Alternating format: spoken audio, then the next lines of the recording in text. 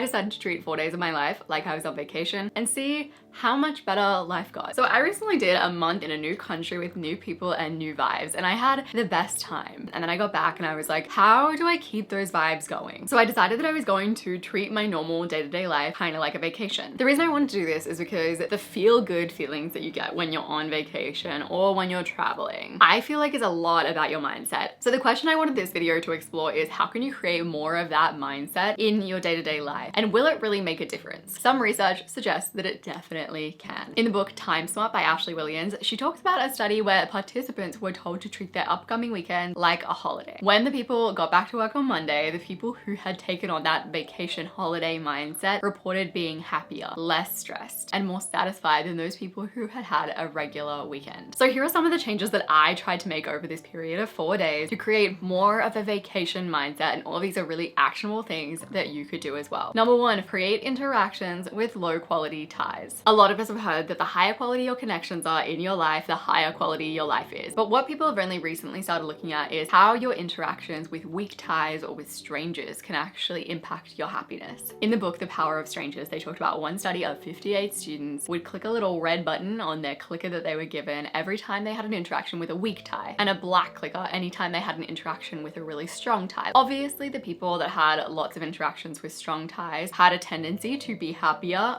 but the people who had more interactions with weak ties also were found to be happier, and they had a greater sense of belonging than the people who had less of those interactions. This has been recreated multiple times. People have been encouraged to talk to their Uber drivers, to talk to people on trains, to talk to their local baristas. And in all of these studies, they found that nearly always talking to strangers will increase your happiness. It'll make you feel a little sense of belonging. So I guess the question is, how can you get more of these interactions with strangers in your day? First thing to consider doing to meet strangers is to use an app designed to introduce you to strangers that could then become friends. I got a little swipe happy. I just kept on seeing so many like cool girls on this platform, so I just kept going, and then all of a sudden I planned 4 Bumble dates in the space of a week. I didn't film any of my Bumble for Friends dates because that would be really weird, and I just couldn't think of a worse way to meet a new person than to have them rock up with a camera and be like, hey, I'm filming this for a video. Like, it just feels so inauthentic. My first observation is that I actually found talking to random strangers, like the barista, more enjoyable than my Bumble for Friends dates. Not that the girls that I met up with weren't absolutely amazing, but it is much more lighthearted to make conversation with a barista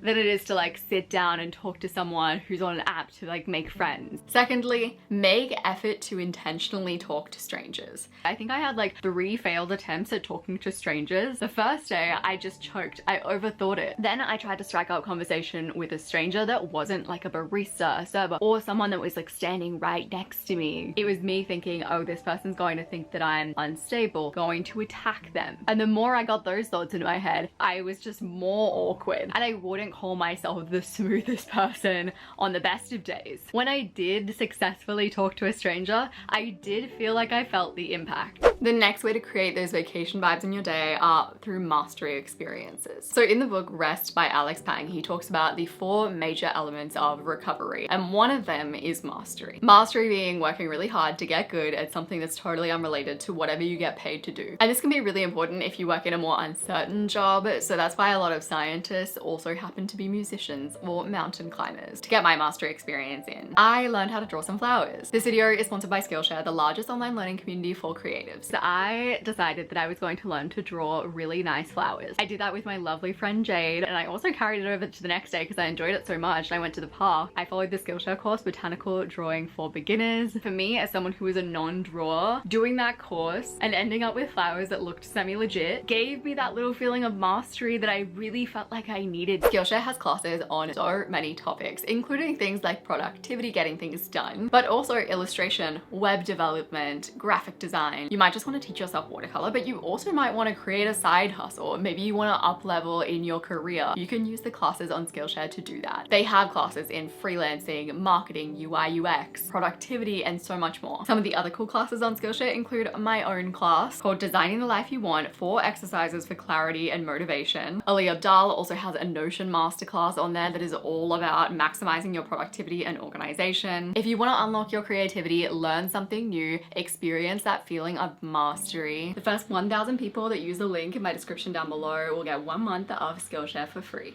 Join Skillshare now using that link down in the description below. Number 2, more variety. Variety in your day measurably increases your happiness. We actually have a bit of a love-hate relationship with newness, if we're for real. We're fascinated by it, we want it, but at the same time we crave comfort. And those two parts of us are always kind of fighting. One easy way to create more variety in your days is to just go to more places. Researchers actually tracked the GPS location of 132 people over 3 to 4 months. And those same people would report each day how they felt by text. The people who went to the most places were also the most happy and excited about life. As someone who isn't a naturally spontaneous person, who doesn't naturally go to lots of different places, I find that the more variety I have in my location throughout the week, the more content and happy I feel. Variety can be as little as changing up the coffee shop location that you go to on a day-to-day basis, changing up your route to and from work, going to a new cafe on a Sunday instead of the one that you always go to. I worked at 4 different locations over 4 days. I found one of my new favorite cafes doing this. I stumbled across a little patisserie that I then went back to with Luke. I went to a suburb that I don't usually go to,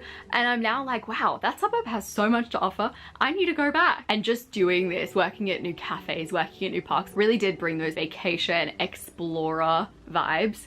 The next thing that you can create in your life for more vacation vibes is the feeling of awe. So the feeling of awe engages 5 processes that make you feel better about life that are all on the screen, but the most important ones that I think are the most helpful are a diminished focus on the self and an outward focus. Something I talk about a lot with my friends lately is how we're really in an era of self-focus. And self-care, self-awareness, self-healing can all be such wonderful things, but you can also hit a point where you're overcorrecting. There is a point where you focus so much on yourself that it's unhealthy. And awe helps you to step out of that self-focused mindset. Awe is a feeling that you can get when you experience something that's unexpected, unexplainable, something that feels really vast, something that feels extraordinary. But the thing is that anything looked at closely enough can be made to feel extraordinary. You have the ability to conjure up awe in so many different circumstances in your life. You can get it when you are watching a sunset, which I made sure to do during my vacation vibes period. When you're looking at a painting, when you're looking really close up at flowers, even just when you're looking at someone that you really love. Michelle Sheridan talks about taking awe walks around her neighborhood where she'd just pay a little more attention than she would usually. She'd look for the unexpected, the extraordinary, and the inspiring. I think the idea of adding a little awe walk into your weekend or even just into your week is such a nice one. And you can actually do this in a really easy way by looking up mindful walk meditations. I have one on my app, but also you can just find one on YouTube. But I have found pretty consistently, if I ever do a mindful walk meditation, the feelings of awe are very readily available because you pay such close attention to things that you never paid close attention to before. The next way to bring vacation vibes into your day-to-day life is orchestrated good times. If you've ever gotten to a weekend and you've just been so excited for that weekend, you've been looking forward to it all week, and then you spend that weekend just sort of pitter-pattering around, you scroll on TikTok a lot, you probably watch a little bit of Netflix, maybe get a few chores done, and then before you know it, the weekend's over and you're like, what was that? Like, did I even enjoy myself? Do I feel rested? Do I feel relaxed? Orchestrating your good times is about helping you to get less of that feeling. One absolutely wild study from the book Time Smart by Ashley Williams showed that working parents, arguably the busiest, most time-poor people among us, found themselves bored or stressed during their leisure time. We live in an age where we don't really know how to relax. Our go-to relaxation tools are these tiny little screens that give us big dopamine hits. We don't need any more dopamine hits. We have enough dopamine hits. We need serotonin hits at this stage. But serotonin-inducing activities aren't as easy as dopamine-inducing activities, which is why we need to intentionally plan them in. In Hemingway's memoir, it was written that Hemingway felt that good times should be orchestrated and not left to the uncertainties of chance, and that he planned fun as seriously as work, but he considered them of equal importance to well-being. The key to this that I think needs to be mentioned is that he was also super flexible. So he might make a plan and then he'd go, and if he was really enjoying himself, he'd stay longer. He would go with the flow, but he'd always have a plan up